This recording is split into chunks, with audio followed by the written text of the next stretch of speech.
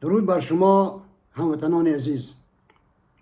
امروز من به شما از یک دزدی در روز روشن، دزدی در شهر دوشنبه، یک دزدی حکومتی قصه میکنم. پیش از این میخواهم یک مقدمه برای شما بیاورم.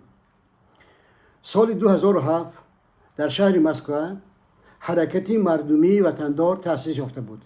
در این حرکت سابق سروزیران تاجیکستان، وکیلان پارلمان، گنرال ها، تاجران و اولیگارخ های تاجیک و شخصیت های با نفوذ کشور ما این سازمان را به راه انداخته بودند.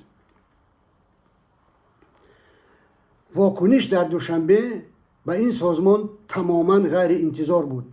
حکومت تاجیکستان همه را، بیشتر آدمان با نفوذ را، روحانیان را، کارگران دولتی را، ژورنالیستان را مجبور میکردند که در مطبوعات سخنگویی کنند، بیانیه دهند و در بیانیه‌های خودشان اعلان کنند که آنها به وطندار دخلی ندارند. از جمله چنین بیانیه‌ها از نام میرزا زیایوف، سهراب قاسموف و چندین شخصیت‌های معروف دیگر در روزنامه‌های تاجیکستان چاپ شده بود. حتی کلمه وطندار در تاجیکستان زندانی شد. این کلمه را محبوس کردند. در حضور پرزیدنت هیچ کس کوشش نمی‌کرد که همین کلمه را به زبان بیاورد و در پیام‌های پرزیدنت هم کلمه وطندار تماما وجود نداشت. کار تا جایی رسید که یک سرودی آوازخوان بهترین تاجیکستان، استاد ظفر ناظم، که در آنجا کلمه وطندار و چند صفت‌های وطنداری بود، منع کرده بودند که اون در تلویزیون و در رادیوها نشان دهند. چند روز پیش تصور کنید، وطندار در دوشنبه نامنویس شد. وطندار در یکی از تالارهای بهترین آدمان زیادی را جمع کرد و اعلان کرد که سازمان وطندار در تاجیکستان عمل خواهد کرد. شما گمان میکنید که من به تاجیکستان آمدم، شما گمان میکنید که وطندار را در تاجیکستان نامنویس کردند. نه، این یک سازمانی است که به حزب پرزیدنت، به حزب خلقی دموکراتی تاجیکستان دخل دارد و آن در ناحیه فردوسی شهر دوشنبه تأسیس داده شده است. ببینید کجا انصاف، کجا عدالت، کجا شرم، کجا حیا. وقتی که انسان حیا را از دست می‌دهد، باور کنید دیگر همه چیز را از دست می‌دهد. ناموس را، شرف را، عزت را و همه مقدسات را. ببخشید.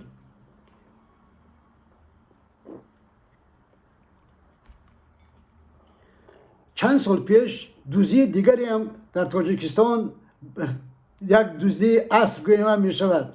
این دزدی تماما دزدی عجایب بود.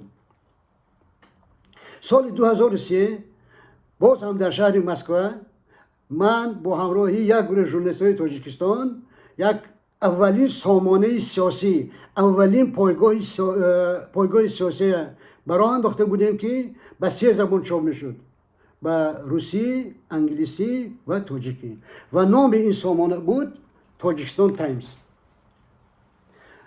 واکنش به این سایت اونقدر سایت مدرن، اینقدر عجایب بود، از نام تا روبریکه ها تا مقاله ها و گزارش ها، که یکی از بانفوذترین روزنامه های چاپ مسکو، روزنامه کمیرسند و مجله کمیرسند ولاسکی، هم این ژورنال و هم این گزیته هر روز در بالای میز پرزیدنت روسیه ولادیمیر پوتین گذاشته میشوند. هر سحر، هر روزی که چاپ شدند، این روزنامه ها بسیار مقاله و گزارش های عجایب درباره این سایت نوشته بودند. این یک پدیده بود که درباره یک سایت، یک مهاجر، یک گریزی تاجیک، بهترین روزنامه های تلویزیون های مسکو از جمله تشکیلات های بین الخلقی به مثل رپورتاژ بیزگرانیت، خبرنگاران بدون مرز اظهارات ها یا مقاله ها یا گزارش ها چاپ میکنند.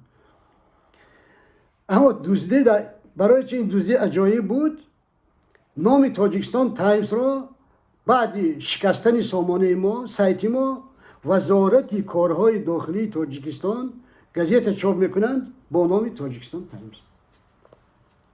من اولین بار دزدی میبینم که به صاحب مال، به مالک مال میگوید که ای فلانی مال تو رو در هیچ جا مکو، مال تو رو ما دزدیدیم.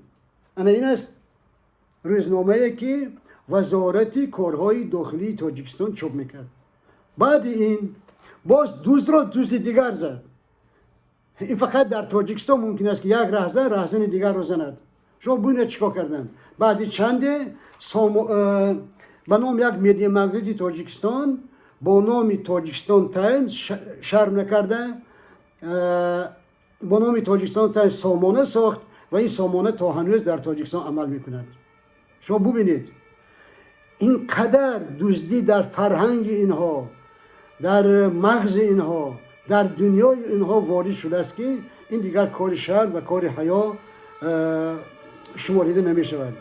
میخواهم که سخنم را با یک بیت کلاسیک ادبیات معاصر اسفندیار نظر به انجام رسانم. شاعر کلاسیک گفته است: شاه دزد و شهنه دزد و مفتی دزد و دزد. شاه دزد و شهنه دزد و مفتی دزد و دزد. آسمانا با کی گویم که تو حیرانم نمودی. در همین جا به شما خیرباد میگویم. خدا حافظ. وطنداری دلیر من خدا بادا نگه دارد به هر یک وطندار، به هر یک وطن پرست، به هر یک عضو این حرکتی که در تمام تاجیکستان خدا را هزاران بار شکر طرفدار دارد. باز یک بار میگویم وطنداری دلیری من خدا بادا نگهباند، خدا بادا نگهباند. وطنداری دلیری من خدا بادا نگه دارد، وطنداری دلیری من خدا بادا نگه دارد. تلیسمی نخوتی مزدو لیست ما را بیشکن. زی زندان ناله زنجیر می آید به گوش امشب، زی زندان ناله زنجیر می آید به گوش امشب. به یک شب خون مردانه در او دیوار را بیشکن. زی زندان ناله زنجیر می آید به گوش امشب. به یک شب خون مردانه در او دیوار را بیشکن. تو چون یک مشت آهن شب سپس با قوتی بازو. دماغی دشمنی مغرور بی مردم خارا بیشکن. تو چون فرزند اسلامی شعارت نیست جز توحید. ز محراب محمد پرچم